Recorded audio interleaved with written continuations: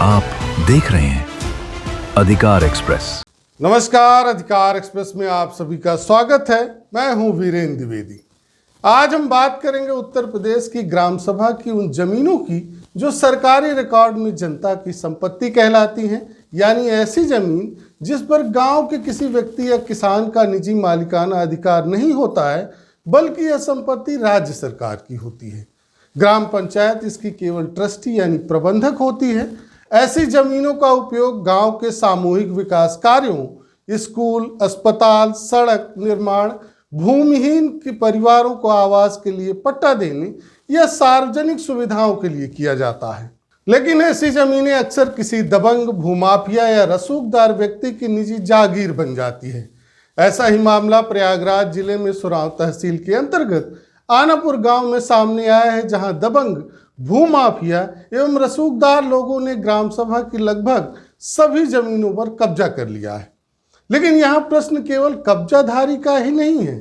प्रश्न यह भी है कि जब कब्जा हो रहा होता है तब तहसील का पूरा सिस्टम आखिर क्या कर रहा होता है।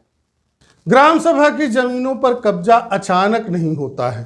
पहले 2 ट्राली मिट्टी आती है, फिर बांस गढ़ते हैं, फिर टीन शेड लगता है, फिर दीवार उठती है, फिर बिजली मीटर लग जाता है और कुछ महीनों के बाद वही जमीन दादाजी की पुश्तैनी घोषित हो जाती है। इस दौरान लेखपाल गुजरता है। जैसे ही ग्राम सभा की जमीन पर कब्जा होता है, अचानक इनकी याददाश्त कमजोर हो जाती है। कानून को निरीक्षण करता है। इनका काम लेखपाल की रिपोर्ट की जांच करना है, लेकिन इनकी जांच अक्सर ऐसी होती है जैसे छात्र अपनी ही कॉपी खुद चेक करें। तहसीलदार बैठक करता है। इसके पास अवैध कब्जा हटाने का सबसे बड़ा अधिकार होता है, लेकिन कब्जा भी आत्मविश्वास के साथ बढ़ता रहता है। उत्तर प्रदेश में ग्राम सभा की जमीनों पर कार्रवाई एक कानूनी प्रक्रिया के तहत होनी चाहिए। सामान्य नियम प्रक्रिया यह है, शिकायत या रिपोर्ट कर सकते हैं, ग्रामीण शिकायत कर सकते हैं, ग्राम प्रधान सूचना दे सकता है, लेखपाल खुद रिपोर्ट कर सकता है।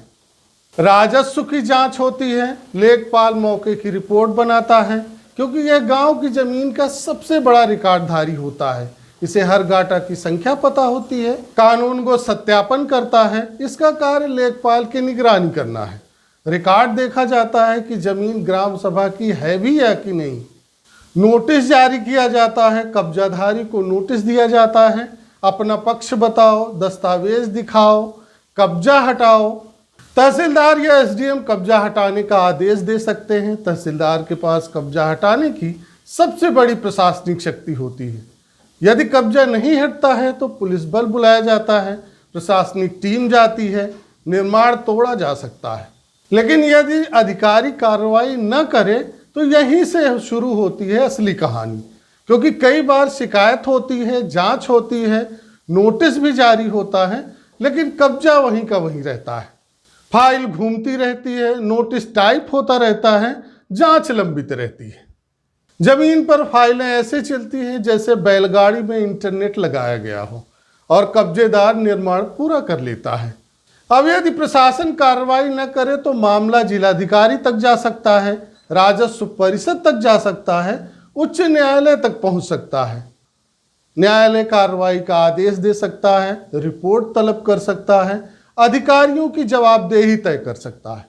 यदि साबित हो जाए कि लेखपाल ने रिपोर्ट दबाई, कानून को ने अनदेखी की, तहसीलदार ने जानबूझकर देरी की, तो ऐसी स्थिति में हो सकती है विभागीय जांच, निलंबन, प्रतिकूल प्रविष्टि, ट्रांसफर, भ्रष्टाचार की जांच। अक्सर कार्रवाई का मतलब होता है लाइन हाजिर, यानी कुर्सी वही, दफ्तर वही, सिर्फ कुर्सी का कोना बदल जाता है।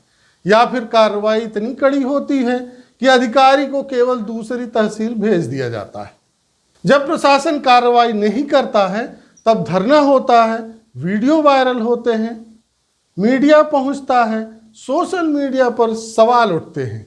यदि मामला बड़ा हो जाता है तब एंट्री होती है एसडीएम साहब की, जिनका कार्य है बड़े कब्जों पर कार्रवाई, पुलिस और प्रशासनिक समन्वय, धारा 67 जैसी कार्रवाई की निगरानी। इनको ऊपर से विशेष निर्देश आता है और फिर जेसीबी तैयार, पुलिस तैयार, अधिकारी मौके पर, कैमरे ऑन। इसलिए जनता कहती है कि सरकारी फाइलें इंटरनेट से नहीं वायरल वीडियो से चलती हैं। लेकिन जनता का अगला प्रश्न होता है, कब्जेदार पर बुलडोजर चला दिया, लेकिन अब उन अधिकारियों पर क्या होगा जिनकी नाक के नीचे कब्जा हुआ। सिस्टम का एक अनौपचारिक नियम भी बताया जाता है, यदि कब्जाधारी कमजोर हो तो बुलडोजर तेज चलता है, यदि कब्जाधारी प्रभावशाली हो तो जांच लंबित रहती है, और यदि मामला मीडिया में आ जाए तो विशेष अभियान शुरू हो जाते हैं। यदि वर्षों तक कब्जा चलता रहा, पक्का मकान बन गया, बिजली पानी मिल गया, तो क्या तहसील के अधिकारियों को कुछ पता नहीं था, या फिर सरकारी मशीनरी देखो समझो लेकिन चुप रहो नीति पर काम कर रही थी, जिसका परिणाम यह है कि गांव के चारागाह खत्म हो गए हैं, तालाब गायब हो गए हैं, सड़क एवं सार्वजनिक भवनों के निर्माण के लिए जमीन नहीं बची है, गांव का सार्वजनिक संसाधन निजी संपत्ति बन गया है। वास्तव में उत्तर प्रदेश में ग्राम सभा की जमीन पर बुलडोजर कार्रवाई का नियम बड़ा सरल है। पहले कब्जा बढ़ने दो, फिर शिकायतें घूमने दो, फिर फाइलें पकने दो, फिर मामला वायरल होने दो, और अंत में कैमरे बुलाकर बुलडोजर चला दो।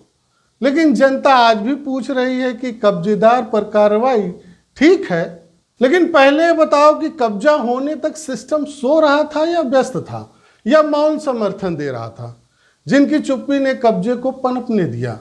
क्योंकि अवैध दीवारें रातों रात नहीं बनती, और सरकारी रिकॉर्ड बिना सरकारी जानकारी के नहीं बदलते।